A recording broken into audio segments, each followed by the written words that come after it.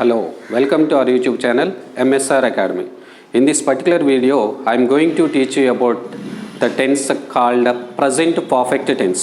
Friends, ee roju manam ee class lo present perfect tense anabade tense gurinchi clear details ane chustamu.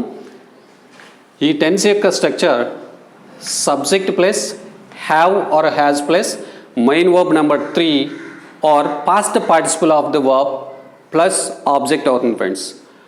ఈ tense యొక్క clue words just now, till now, so far, yet, already, recently, never, ever, before, this week, this month, this year, for, since, etcetera అనేవి మనము ఈ టెన్స్కి క్లూ వర్డ్స్గా చూడొచ్చు.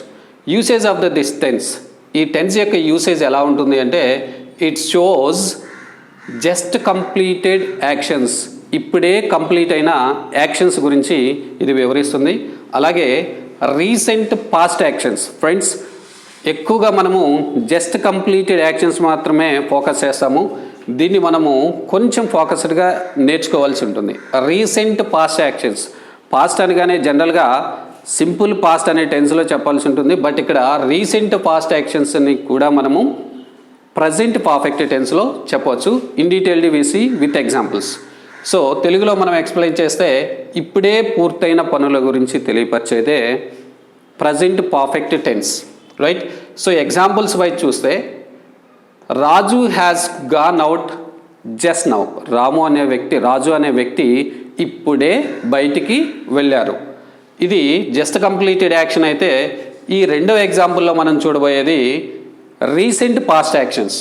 The example is they have constructed A house this year. ఈ ఇయర్లో వారు ఒక హౌస్ నిర్మించడం జరిగింది. అంటే ఇది రీసెంట్ పాస్ట్ యాక్షన్, ఇప్పుడే అయిపోయిన యాక్షన్ అయితే కాదు, ఈ ఇయర్లో కంప్లీట్ అయింది. కాబట్టి మనము ప్రజెంట్ పర్ఫెక్ట్ టెన్స్ అనే స్ట్రక్చర్ను ఉపయోగించి మనము సెంటెన్స్ని ఫామ్ చేయొచ్చు. అదేవిధంగా మనకున్న 7 సబ్జెక్టివ్ ప్రొనౌన్స్కి అలాగే నౌన్స్కి ఏ హెల్పింగ్ వర్బ్, ఇక్కడున్న 2 హెల్పింగ్ వర్బ్లో ఏది ఎవరితో యూజ్ చేయాలనేది ఒకసారి చూద్దాం. I, we, you, they and plural nouns అన్నిటికీ హ్యావ్ అనే హెల్పింగ్ వర్బ్ ఉపయోగపడుతుంది.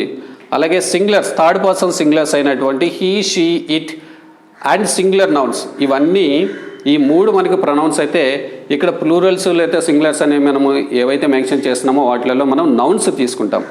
వీటికి హ్యాజ్ అనే హెల్పింగ్ వర్బ్ అనేది మనకి సెట్ అవుతుంది ఫ్రెండ్స్.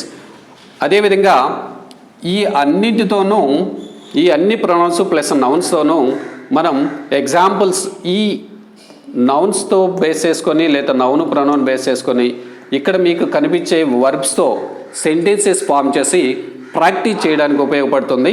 అవి I have bought a car. ఈ ఐ అనే ప్రొనౌన్తో హ్యావ్ ఉపయోగించి ఇక్కడున్న కనిపిస్తున్న అన్ని వర్బ్స్ మనం సెంటెన్సెస్ ఫామ్ చేసి ప్రాక్టీస్ చేయొచ్చు. స్పోకెన్ డెవలప్ అవ్వడం కోసం ఈ విధంగా చేస్తే చాలా బెస్ట్ ఉంటుంది.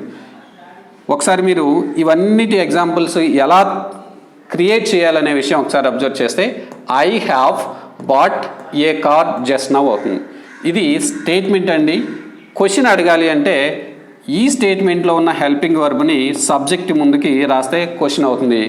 అదేవిధంగా ఇక్కడున్న హెల్పింగ్ వర్బ్ తర్వాత నాట్ రాస్తే నెగిటివ్ అవుతుంది. ఇది ఒకసారి మీరు అబ్జర్వ్ చేసినట్లయితే I have not bought a car అవుతుంది. క్వశ్చన్గా కావాలి అంటే have I bought a car అవుతుంది. ఈ విధంగా టోటల్ మీరు చూస్తున్న ఈ 4 ప్రొనౌన్స్ ప్లస్ నౌన్స్ ఒకవేళ మనం తీసుకుంటే వాటికి అన్నిటికీ మనకి ఏమొస్తుందండి? హ్యావ్ వస్తుంది. ప్రశ్న అడగాలంటే సబ్జెక్ట్ ముందుకి హెల్పింగ్ వర్బ్ తీసుకొని రావాలి. నెగిటివ్ ఆన్సర్ చెప్పాలంటే హెల్పింగ్ వర్బ్ తర్వాత నాట్ జాయిన్ చేస్తే అది హెల్పింగ్ వర్బ్ అవుతుంది. ఈ కేటగిరీలో ఒక ఎగ్జాంపుల్ చూసాం. తర్వాత ఈ కేటగిరీలో మరొక ఎగ్జాంపుల్ చూద్దాం. అవి ఇక్కడి నుంచి స్టార్ట్ అవుతున్నాయి. థర్డ్ పర్సన్ సింగులర్ అయినటువంటి హీ అనే సబ్జెక్ట్ మనం ఎప్పుడైతే యూజ్ చేస్తే దాని తర్వాత హ్యాజ్ అనే హెల్పింగ్ వర్బ్ను మనం తీసుకోవడం జరుగుతుంది, రైట్? సెంటెన్స్ ఫార్మేషన్ ఎలా వస్తుంది? He has bought a car. దాన్ని నెగిటివ్గా మనం మార్చాలి అంటే he has not bought a car అవుతుంది. అదే ప్రశ్న అడగాలంటే has he bought a car, అతను ఒక కారు కొన్నాడా అనేది అవుతుంది. అదేవిధంగా షీతోనూ ఇట్తోనూ సేమ్ స్ట్రక్చర్ అనేది మనకు వస్తుంది. ఈ రెండు ఇప్పుడు చూసిన రెండు ప్రొనౌన్స్ రిలేటెడ్ అయితే, నౌన్స్ రిలేటెడ్ ఇక్కడున్న ఈ రెండు చూద్దాం. శామ్ అనేది సింగులర్ నౌన్, ఈ కేటగిరీలో వస్తుంది. శామ్ అనే నౌన్ వాడినప్పుడు సింగులర్ కనుక మనం హెల్పింగ్ వర్బ్ హ్యాజ్ మాత్రమే వాడాలి, మనం హ్యావ్ వాడకూడదు. ఎందుకు అంటే హ్యావ్ అనేది ప్లూరల్స్కి ఉపయోగపడుతుంది కాబట్టి.